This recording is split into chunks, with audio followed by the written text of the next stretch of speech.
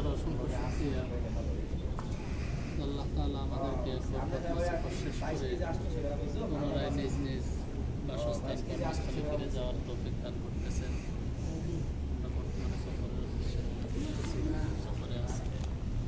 আমরা যে সফরে এসেছি আসলে এখানে আমাদের নিজ ক্ষমতা বলে ইচ্ছা শক্তির কারণে আসতে পারি।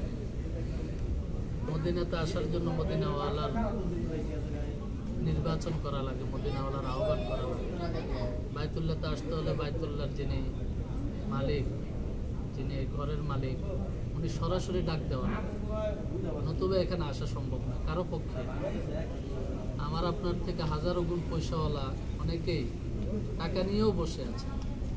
আমি এমন অনেকের ব্যাপারে শুনেছি ফ্লাইটের আগ মুহূর্তে বিভিন্ন সমস্যার কারণে যেতে পারে না। এবার হজের সফরেও শুনছি আগের দিন বলতেছে টাকা থাকলে জমা দিতে পারেন, হজে যেতে পারবেন। একজন বাদ করতেছে, চাইলে কেউ আসতে পারে না। আল্লাহ তাআলা সরাসরি নিজ হাতে ধরে নিয়ে আসে।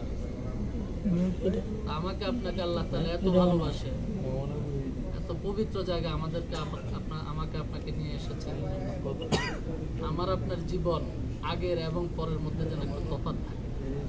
আল্লাহ তাআলা এবং আল্লাহর হাবিব যেহেতু আমাদেরকে নির্বাচন করেছেন, নিজ ঘরে ডেকে এনেছেন, এজন্য আমাদের পূর্বের জীবন এবং পরের জীবনের মধ্যে অবশ্যই আমরা একটা পার্থক্য বাস্তবায়ন করব। আল্লাহর হাবিবকে আমি আমার প্রতিটা কর্মের ক্ষেত্রে আল্লাহর হাবিবের সুন্নতকে এমনভাবে পালন করব যে মদিনাওয়ালা আমার সব কিছু পর্যবেক্ষণ করে। যদি পর্যবেক্ষণ না করতেন তাহলে আমাকে ডাকতেন।